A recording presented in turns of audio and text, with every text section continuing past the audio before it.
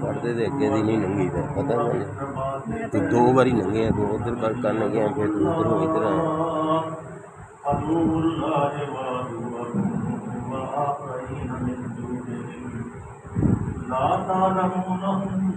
آیا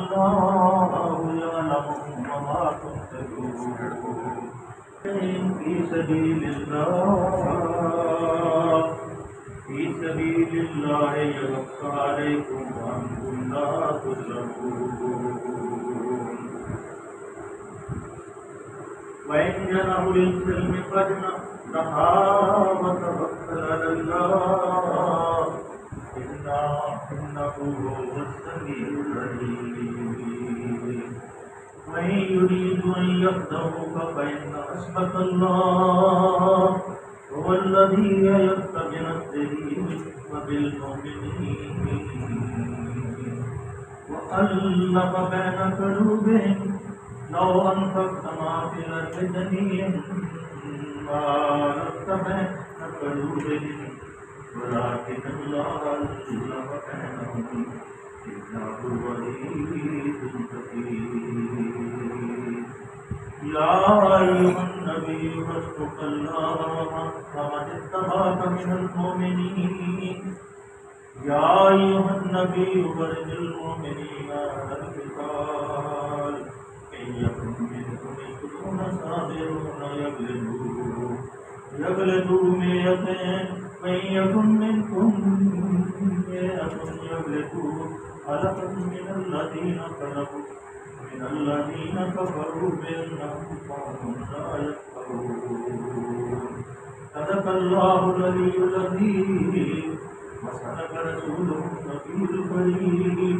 ونحن على من الشاهدين والشاكرين والحمد لله رب العالمين.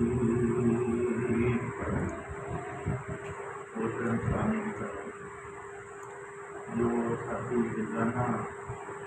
اس سبق کو سننے کے لیے تشریف فرما ہوتے ہیں ان کے علم میں سورہ انفال کا مطالعہ کیا جا رہا ہے اور سورہ انفال جو ہے بدر کی جنگ کے بعد نازل ہوئی اور بدر کی جنگ کے اوپر پورا تبصرہ اور پھر جو مال غنیمت تھا اس کے بارے میں اللہ نے جو فرمودات فرمائے کہ یہ یسألونک عن الانفال، یہ انفال یہ جو مال غنیمت ہے اس کے بارے میں ہم سے پوچھتے ہیں تو ان سے کہہ دیجیے یہ اللہ اور اس کے رسول کے انہوں نے یہ فرما دیا گیا لیکن پھر آخر میں اب اس کے قانون بنا دیا گیا کہ 5واں حصہ جو ہے اللہ اور رسول صلی اللہ علیہ وسلم کے واسطے کے لیے ہے اور باقی 4 حصے جو ہیں وہ تمام فوجی وہ تمام مجاہد جو کسی غزوے میں حصہ لیں گے لڑائی میں حصہ لیں گے ان کے درمیان یہ تقسیم کر دیا جائے گا. اور 5واں حصہ بھی جو اللہ کے رسول صلی اللہ علیہ وسلم کیونکہ کوئی کام نہیں کرتے تھے بلکہ سارا دن اسی کام میں اللہ کے دین کی خدمت کے لیے اپنے آپ کو انہوں نے وقف دیا ہوا تھا. تو یہ دین جو ان کی کفالت میں تھے جو ان کے رشتے دار ان کی کفالت میں تھے اور دوسرے جو عزیز و کارب تھے غریب کے غریب سارے مساکین ان کے ذمے تھے اور پھر جو قومی ضروریات کی چیزیں ہوتی ہیں وہ بھی اس مال غنیمت کے 5 میں سے پوری کرنی تھی. اس لیے اللہ نے فرما دیا کہ جو 5واں حصہ ہے وہ اس کام کے لیے رکھ لیے تھے اور 4 حصے پوری فوج کے اندر جو ہے وہ تقسیم کر دی ہے. یہ ہمیشہ کے لیے بن گیا شروع. اس کے بعد اب یہ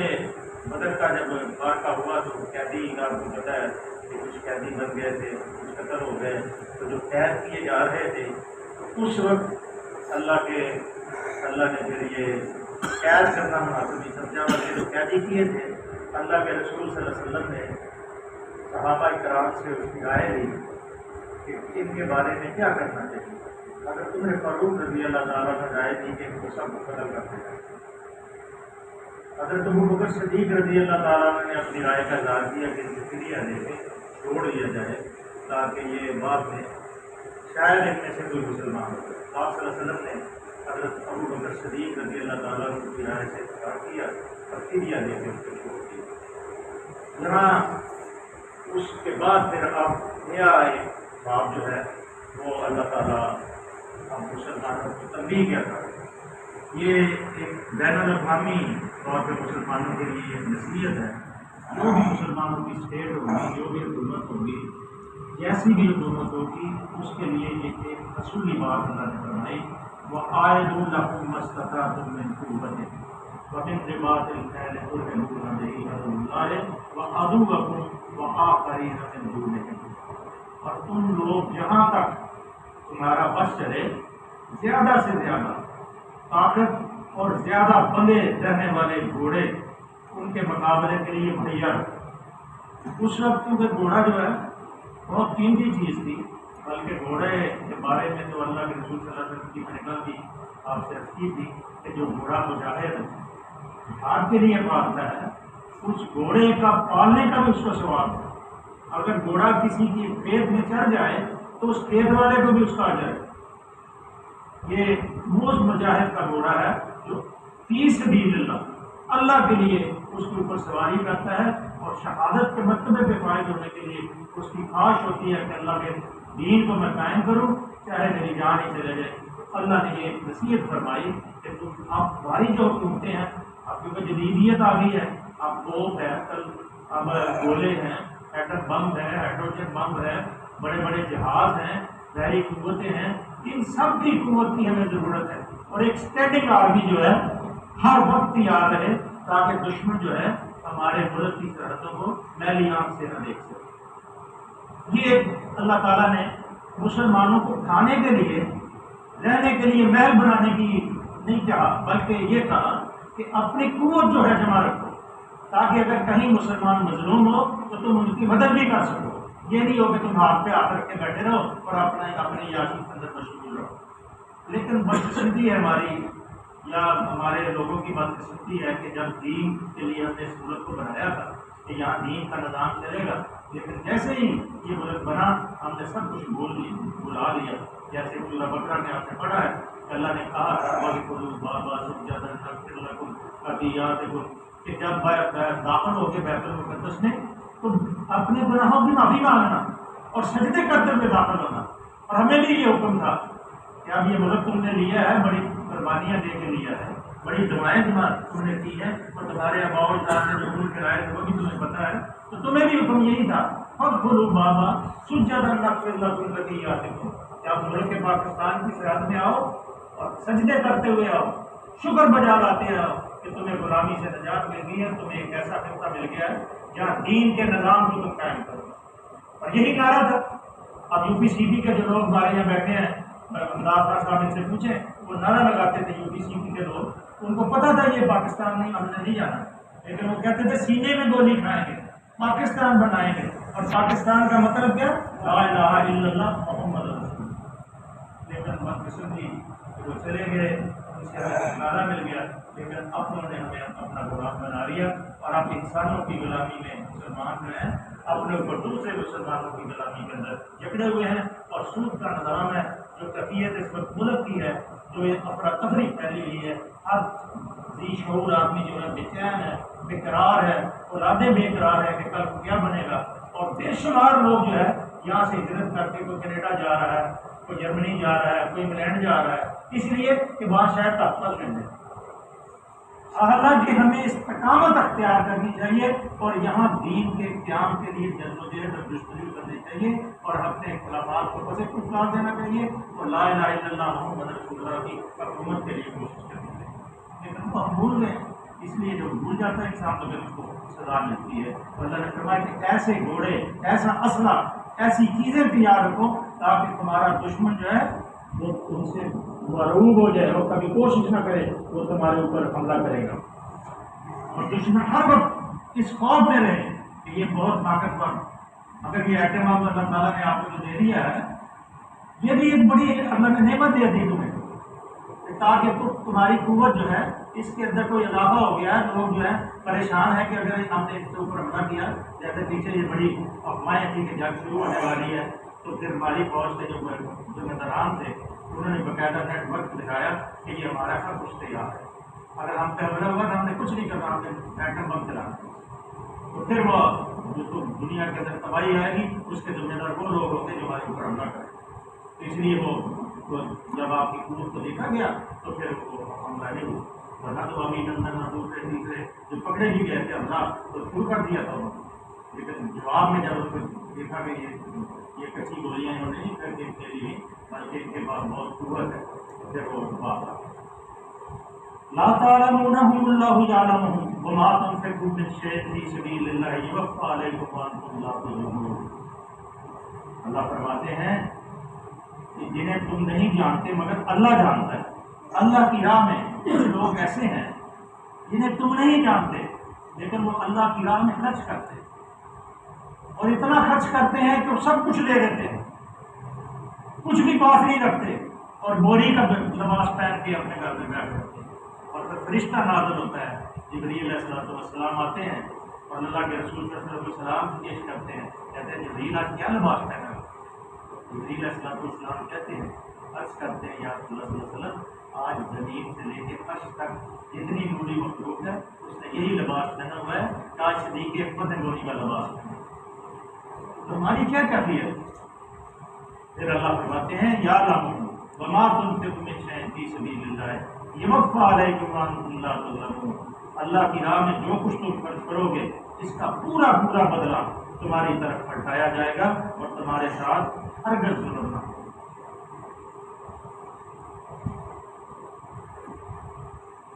پھر اللہ نے قانون ایک اصول بتایا، وَإِن جَنَحُوا لِلسَّلْمِ وَاجْنَحْ لَهَا وَتَوَكَّلْ عَلَى اللَّهِ إِنَّهُ هُوَ السَّمِيعُ الْعَلِيمُ۔ اور ہاں اے نبی صلی اللہ علیہ وسلم، اگر دشمن صلح و سلامتی کی طرف مائل ہو اور تم بھی اس کے لیے آمادہ ہو جاؤ، تم بھی اس کے لیے آمادہ ہو جاؤ، لیکن دلیری کے ساتھ، استقامت کے ساتھ، پوری تنہی کے ساتھ، ایسا نہ ہو کہ مروب ہو کہ نہ ہو، بلکہ اس کے دوستی کا ہاتھ وہ بڑھاتا ہے، آپ سے صلح کرنی چاہتا ہے تو صلح کرنے کے لیے تم بھی اپنا ہاتھ بڑھا دو، اور کیا کرو؟ توکل علی اللہ، اللہ کے اوپر توکل کرنا ہے، اللہ کے اوپر بھروسہ کرنا ہے کہ اب اس نے ہاتھ بڑھایا ہے تو تم بھی ہاتھ بڑھاؤ کہ ہم بھیجا خون ریزی نہیں کرنا چاہتے، آپ لوگ قائم ہو گیا ہے، صلح کرنے کے لیے مادہ ہے تو آپ بھی صلح کر لیں، لیکن اللہ کے اوپر، اللہ کے بھروسے پر صلح کرنی ہے۔ یقیناً وہی سب کچھ سننے والا، واللہ انہ هو السمیع العلیم، وہی سب کچھ سننے والا اور جاننے والا ہے۔ یہ آخر میں جو فکر اللہ تعالیٰ ارشاد فرماتے ہیں، اپنی صلاح میں فرماتے ہیں کہ اس کے اوپر تم بھروسہ کر رہے ہو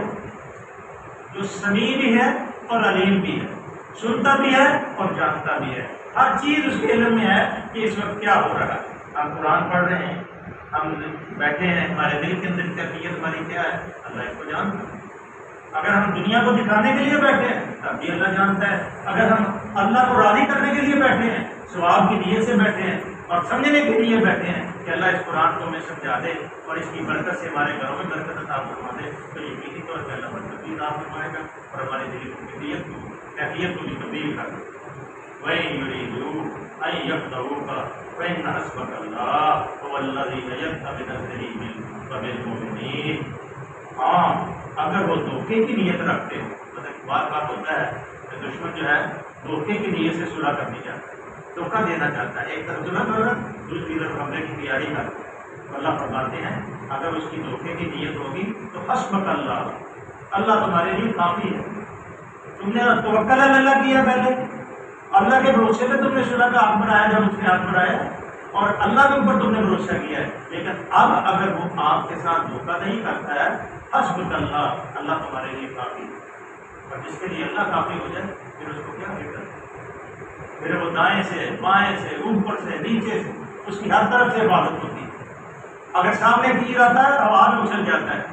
اگر توپ آتی ہے تو پیچھے بچے پلٹ جاتی ہے، کیونکہ آپ نے توکل اللہ پہ کیا تھا اور اللہ نے پھر کہا اگر اس نے دھوکہ کیا ہے حسبک اللہ، اللہ تمہارے لیے کافی ہے۔ هو الذی ایدک بنصرہ وبالمؤمنین، وہی تو ہے جس نے اپنی مدد سے، وہی تو ہے، وہی بدر میں، وہی تو ہے جس نے بدر میں مومنوں کی مدد کی اور مومنوں کے ساتھ پوری امداد کے ساتھ وہ الذی ایدک بنصرہ وبالمؤمنین، جس نے اپنی مدد سے مومنوں کے ذریعے سے تمہاری تائید کی اور مومنوں کے دل ایک دوسرے کے ساتھ جوڑ دیے۔ اللہ بین قلوبہم، یہ بھی ایک بڑی معجزے کی بات کہ جب مدینے میں آپ تشریف لے گئے، اوس اور خزرج کے قبیلے تھے، بنو قینقاع کا قبیلہ تھا، بنو قریظہ تھے، اور یہ اوس اور خزرج جو تھے اور بنو قریظہ جو تھے، آپس میں اتنی دشمنی تھی کہ یہ ایک دوسرے کو سفارتی سے مٹانے کے لیے تیار، 2 سال قبل۔ اور 2 سال کے بعد جب اللہ کے رسول صلی اللہ علیہ وسلم گئے تو دین کی محبت میں 2 سال میں اللہ تعالیٰ نے ان کے دل ایسے جوڑ دیے بنیان منصوب، جیسے اللہ کے رسول صلی اللہ علیہ وسلم فرماتے ہیں جب 2 مومن ایک دوسرے سے مسافر کرتے ہیں تو دونوں کے گناہ اس طرح جڑ جاتے ہیں جیسے خزاں میں درختوں کے پتے جڑتے ہیں۔ تو اس طرح اللہ نے ان کے دل آپس میں ملا دیے، وہی جو ایک دوسرے کے دشمن تھے وہی بنیاد میں محسوس ہو گئے، ایک دوسرے کا ساتھ جڑ گئے۔ اور اللہ فرماتے ہیں یہ بہت بڑی اللہ بین قلوبہم لو انفقت ما فی الارض جميعا ما الفت بین قلوبہم ولکن اللہ بینہم۔ تم روئے زمین کی ساری دولت، ساری نعمتیں ان کو دے دیتے، پھر بھی تم یہ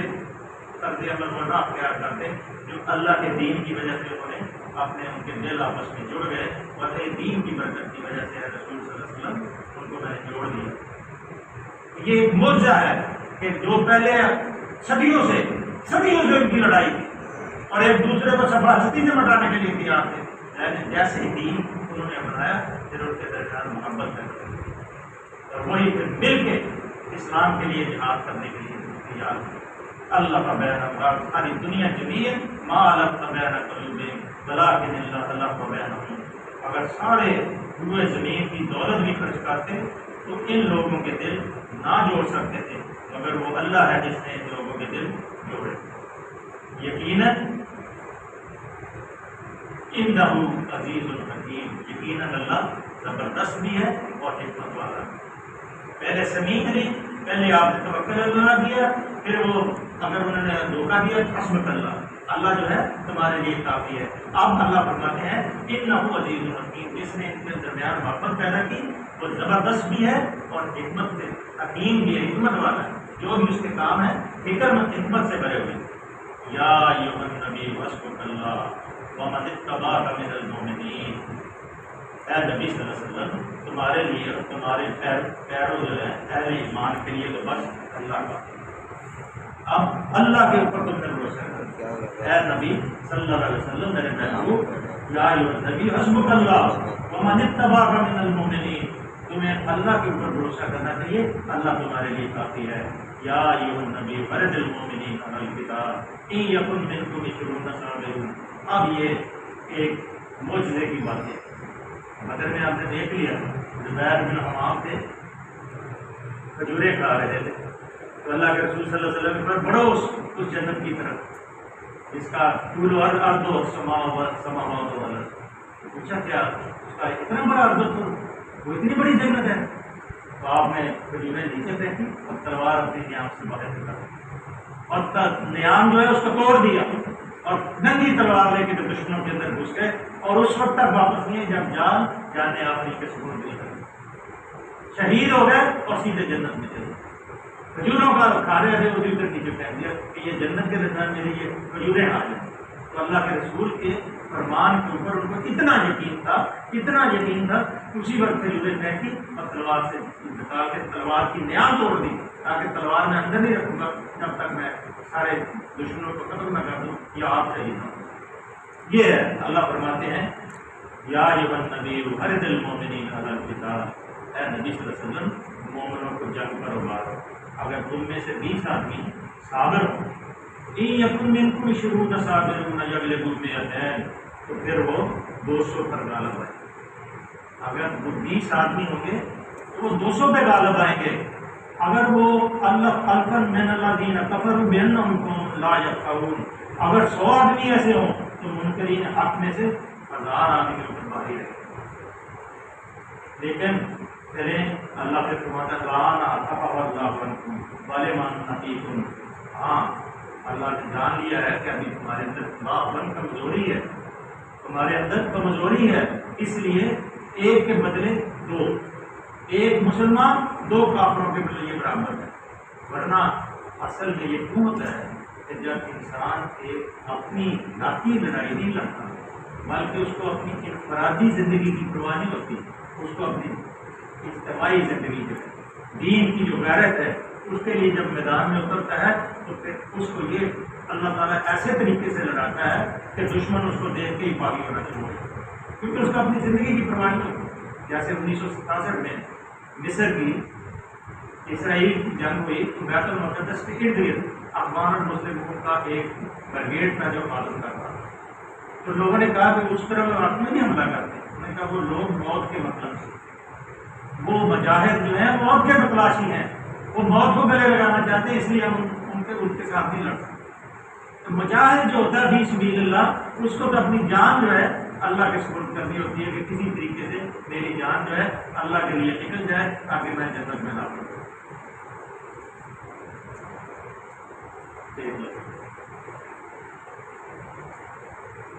وہیں یکن منکم مئۃ صابرۃ یغلبوا مئتین، بس اگر تم میں سے 100 آدمی صابر ہو تو 200 پر، اور 1000 آدمی ایسے ہوں تو 2000 پر اللہ کے حکم سے غالب آئیں گے۔ اب یہ اللہ کا فرمان ہے اور صریح نصیحتی ہے کہ اگر ایک مسلمان 2 کافروں کے برابر، اب بھی یہ حالات، اگر ہمارے اندر ایمان ہے تو کافر ہمارے اوپر چڑھ نہیں سکتے، کبھی بھی نہیں کرتے، لیکن ہمارے اندر اگر ایمان نہیں تو پھر ہماری کوئی حیثیت نہیں، پھر ہم گناہ کو نہیں کرتے۔ اس لیے دل کی ایمانی کیفیت ہے، اگر ہمارے دل مومن ہے تو ایک مومن 2 کافروں کے برابر ہے۔ اس وقت بھی جب کہ ایمان ہمارا بہت ضعیف ہو گیا، اللہ سے دعا ہے کہ اللہ کی ذات کریم ہمیں قرآن کو سمجھا دے اور اس قرآن کی برکت سے ہمارے سینوں کو منور کر دے، آنے والے مسائل اور مشکلات سے بچا لے، اور جو لوگ یہاں تشریف رکھتے ہیں، پڑھتے ہیں، سنتے ہیں اور صرف اس محبت سے بیٹھتے ہیں کہ ہم قرآن کو سنیں گے، سمجھیں گے، اللہ ان کے گھروں میں عقیدت عطا فرمائے، ان کے اللہ سینوں کو منور کر دے، اللہ ان کی تمام مشکلات کو دور فرما دے، آنے والے مسائل اور مشکلات سے بچا دے، اللہ حلال میں وسعت عطا فرما دے، حرام سے بچنے کی توفیق عطا فرما دے، اللہ جو غلطیاں کوتاہیاں ہوتی ہیں اللہ ان سے درگزر فرما دے، اللہ صبر کی توفیق عطا فرما، اللہ حکمت عطا فرما، اللہ علم عطا فرما، اللہ جنت والے بنا دے، یا اللہ دوزخ کی آگ سے محفوظ فرما دے، اللہ حلال میں وسعت عطا فرما دے، حرام سے بچنے کی توفیق عطا فرما دے، اللہ جن کی اولاد ہے ان کو نیک اور صالح اولاد عطا فرما دے، اللہ جن کی اولاد ہے اللہ اس کو نیک اور صالح صلی اللہ تعالیٰ علیہ محمد